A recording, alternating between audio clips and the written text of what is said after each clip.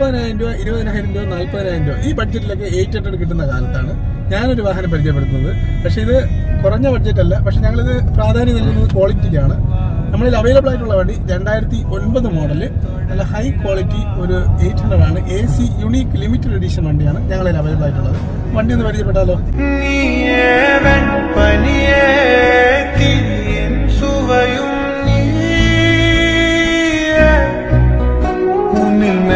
மெதுவாக பயணங்கள் போல தொடங்கிடவா